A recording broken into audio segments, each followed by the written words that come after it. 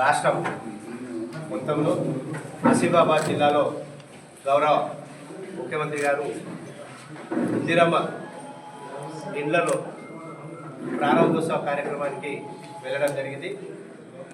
దాన్ని పురస్కరించుకొని తాండూరు నియోజకవర్గంలో తాండూరులో గౌరవ ఎమ్మెల్యే మనోహర్ రెడ్డి గారు,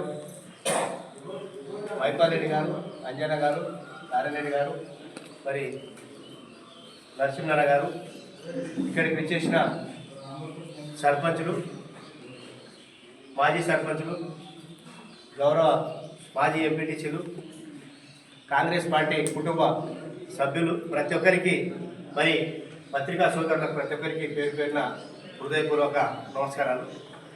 ఈరోజు ప్రెస్ మీట్ వచ్చే ముఖ్య ఉద్దేశం ఏంటంటే కాంగ్రెస్ ప్రభుత్వం వచ్చిన తర్వాత ఈ 2.5 సంవత్సరాల్లో ఆనాడు పీసీసీ అధ్యక్షుడిగా ఉన్న రేవంత్ అన్న ఈరోజు ముఖ్యమంత్రిగా ఉంది.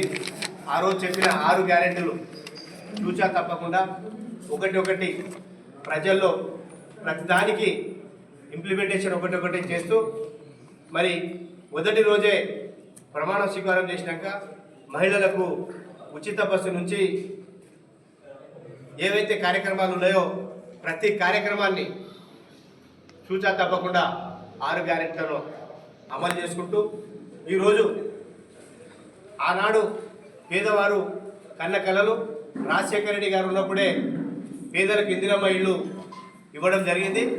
మరి గతంలో ఉన్న బీఆర్ఎస్ ప్రభుత్వం 10 ఏళ్ళు డబల్ బెడ్రూమ్లు ఇస్తామని చెప్పి నమ్మించి ఏ ఒక్క పేదవారికి ఒక్క ఇల్లు కూడా ఇవ్వని పరిస్థితి అందరం చూసినాం.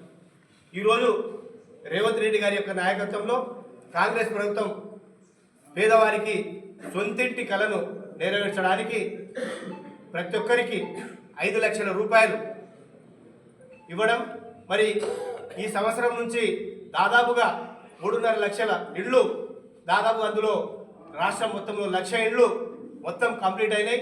అటువంటి ఇళ్లకు ప్రారంభోత్సవం కార్యక్రమం ఈరోజు ముఖ్యమంత్రి గారు ఆసిఫాబాద్ జిల్లాలో చేయడం జరుగుతుంది. మరి ఇంకా రేపు తెలంగాణ ఫార్మేషన్ డే రోజు మరి రాష్ట్ర ప్రభుత్వం తాయిలాలు ఏంటంటే ఆ రోజు చెప్పిన విధంగా 2 లక్షల మందికి పింఛన్లు ఇవ్వడం, కుటుంబం మొత్తానికి బీమా ఎల్ఐసి చేసి వారికి అందరికీ లబ్ధిదారులు ప్రతి ఒక్కరికి ఏదన్నా మంచి చెడు జరిగినా వారికి కుటుంబ బీమా చేయడం, మరి ఇందిరమ్మ ఇళ్ళు ఇంకా చాలామంది మాకు ఇళ్ళు కావాలి ఇంకా అని గౌరవ ఎమ్మెల్యే గారికి అడగడం జరుగుతుంది. మరి ఆ ఇళ్ళు కూడా దాదాపుగా 2.5 లక్షల ఇళ్ళు మరి రేపు ముఖ్యమంత్రి గారు అనౌన్స్ చేసినాక గౌరవ ఎమ్మెల్యే గారి చేతుల మీదుగా తాండూరు నియోజకవర్గంలో ప్రతి పేదవాడికి ఇల్లు లేని పేదవారికి తప్పకుండా ఇల్లు ఇవ్వడం జరుగుతుంది. ఏది చేసినా ఈరోజు కాంగ్రెస్ ప్రభుత్వమే పేదవారి కోసం చేయడం, మరి ఆనాడు ఇందిరాగాంధీ కన్న కలలు రోటీ కపడా మకాన్ ఏదైతే అనుకుందో ఇందిరాగాంధీ ఆ రోజు చేసిన కార్యక్రమాలు మరి గౌరవ స్వర్గీయ ముఖ్యమంత్రి రాజశేఖర రెడ్డి గారు చేశారు.